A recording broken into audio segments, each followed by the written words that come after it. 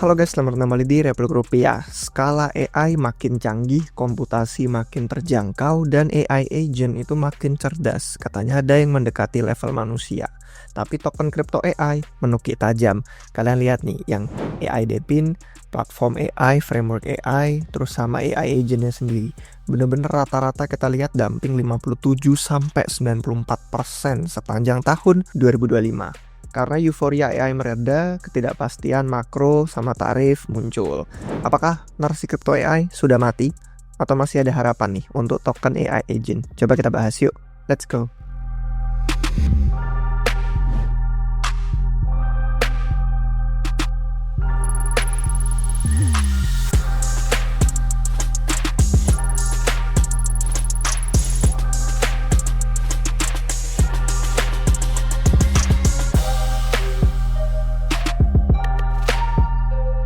Jadi AI agent itu biasanya diluncurkan di sebuah platform atau framework istilahnya yang fokusnya tuh berbeda-beda. Kalau misalkan kita ngeliat di AI agent toolkit.xyz, ini websitenya lengkap. Kalian bisa filter khusus untuk yang web 2, khusus untuk yang web 3, dan gabungan keduanya. Untuk yang framework web 2, ini mengutamakan utilitas. Jadi ada produktivitasnya kayak perusahaan, asisten pribadi, layanan profesional, administrasi. Jadi contohnya kayak ada LangChain, ada AutoGen, ada Crew AI, itu untuk yang web 2. Kalau framework yang web 3, itu merangkul penggunaan yang berbeda. Jadi kalau dia sekarang fokusnya di finansial dan hiburan, cocok sih sama pasar kripto. Makanya ada KOL gitu kan, agent, ada trading, ada untuk sinyal market. Jadi contoh-contohnya ya framework Eliza OS, frameworknya Virtuals atau game, sama frameworknya Arc. Nah yang fokus produktivitas yang web 2 itu jelas lebih besar. Malah katanya kalau CEO Google sendiri Sundar Pichai bilang tuh banyak perusahaan kantor mulai mengadopsi, dan 25% kode Google itu dibuat sama AI katanya. Jadi engineers lebih cepat. Nah ini bakal mendorong sisi yang web 3 juga, nggak cuma menguntungkan web 2. Dan keduanya menurut saya bisa menang, meskipun fokusnya beda.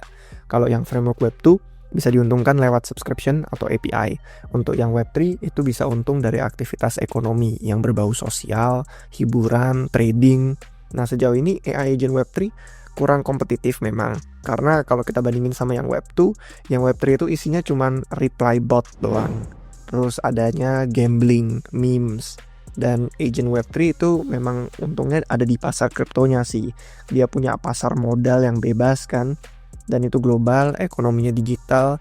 Tapi pertanyaannya, bisa nggak bangkit lagi? Kalau bisa, kripto AI mana yang terbaik peluangnya? Nah kita bakal bandingin beberapa framework web 3. Karena setelah volatilitas makro lewat, saya pikir bakal ada nih tren positif lagi untuk market, untuk narasi AI bisa dibilang. Dan mungkin kalau ada yang bilang, wah ini bubble AI sudah pecah, menurut saya mungkin malah baru mau mulai.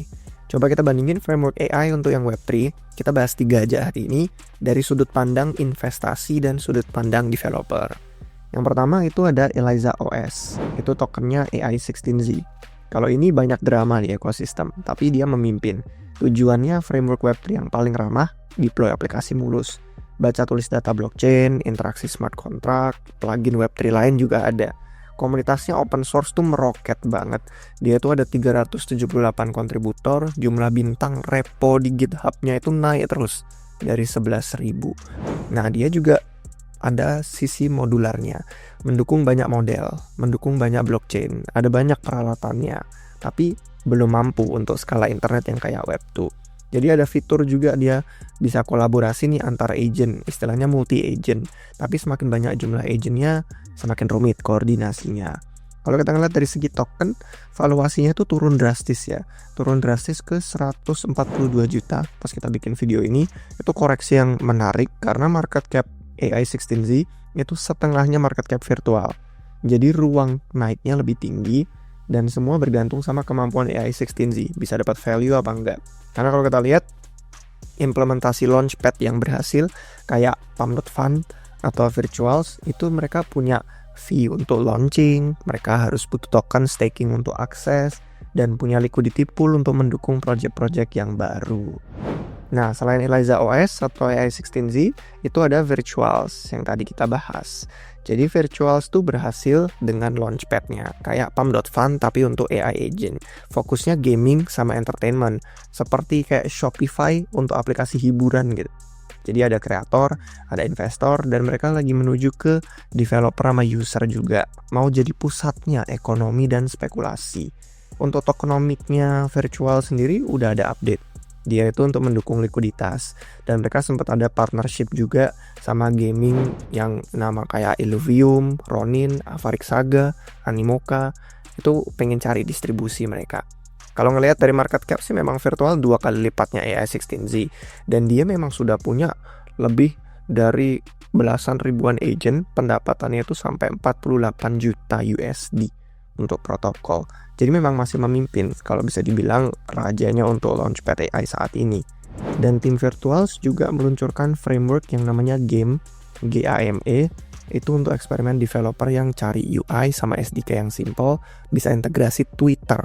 Jadi kita nggak perlu keterampilan teknis, no coding, dan mereka juga dorong kolaborasi antar agent yang berbeda, namanya multi agent. Itu pakai istilah ACP, mereka sih nyebutnya Agent Commerce Protocol. Jadi memang sih ada banyak hal yang menarik dari Eliza OS sama Virtuals untuk dua yang memimpin saat ini. Tapi mereka berdua condong ke elemen sosial dan spekulasi. Dan ada nih penantang baru, nama ketiga yang lagi muncul pesat. Dan ini adalah Rig. Rig atau Arc itu menyediakan alternatif untuk Web3 buat yang use case-nya lebih ke perusahaan. Yang tadi kita ngomongin soal framework Web2, Google dan kawan-kawannya yang butuh performa tinggi. Jadi kegunaannya sih bisa sebenarnya simple, cuman bisa kompleks juga. Karena Rig itu pakai bahasa Rust. Untuk yang tahu, Rust itu sebenarnya lebih susah dipelajari daripada TypeScript atau Python. Cuman dia unggul di kecepatan dan keamanan. Dan performanya tinggi, jadi bisa lebih diandalkan untuk kegunaan yang profesional kayak framework AI di Web2. Dan Arc ini sempat partner juga sama Arbitrum, sama beberapa project AI lain, dan meluncurkan launchpad sendiri namanya Forge. Nah, taruhan Arc ini bener-bener visioner sih ke masa depan. Dia nggak cari pasar yang ada sekarang kayak Eliza AI16Z sama Virtual kan, ngelihatnya yang populer sosial, spekulasi, itu yang mereka cari. Kalau Arc lebih ke visioner. Framework dia itu percaya kalau nanti di masa depan infrastruktur kripto dan blockchain yang desentral itu bisa nanti bersaing sama framework Web2 untuk digunakan sama perusahaan-perusahaan. Nah, market cap Arc sendiri itu di kisaran 35 juta dolar. Jadi jauh lebih murah daripada awal tahun ini. Cuman pertanyaannya, ada yang berani atau enggak nih percaya sama visi project ini yang sangat jangka panjang. Nah, kesimpulan penutupnya guys, untuk top 3 itu dulu ya, dari AI16Z, Virtual, sama Arc. Tapi sebenarnya kalau kalian tertarik masih ada banyak loh yang bisa kita bahas di Republik Rupiah. Ada Fresa, ada Pipin, ada Olas, ada Zerebro. Kalian bisa cek sendiri di CoinGecko bagian kategori AI Framework. Ada banyak yang valuasinya lebih kecil, nama-nama yang saya sendiri pun ada beberapa masih belum familiar. Tapi contohnya kayak Zerebro, Ray, MyShell, itu beberapa yang kita bisa bahas. Sudah pernah di riset, cuman karena keterbatasan durasi, coba kalian komen di bawah. Kalau tertarik video lanjutan kita bikin soal narasi crypto AI dan kebangkitannya. Menurut saya masih banyak yang harus dikembangkan, tapi bubble AI itu baru mau mulai. Saya pikir masih ada peluang untuk narasi crypto AI di siklus ini, makanya kita bikin playlist khusus di channel YouTube RR tentang AI, Artificial Intelligence. Kalian bisa lihat langsung di beranda sini, atau kalau mau cari ke bagian playlist juga ada. Nah, sistem keuangan berbasis blockchain itu penting untuk masa depan internet dan otomasi AI. Makanya setelah kita nemu produk market fit, nanti kita bisa numbuhin aktivitas ekonomi ke depannya. Cuman jangka pendek, ya memang pasar bergantung sama situasi makro. Siapa yang berani spekulasi AI16Z, Virtuals, dan ARC sekarang masih bisa nangkep pisau jatuh. Cuman siapa tahu risk rewardnya itu malah menarik di valuasi bawah sekarang. Atau ada mungkin token kripto lain selain top yang kita bahas hari ini yang kalian suka dan sudah sempat tertarik untuk spekulasi. Coba komentar di bawah.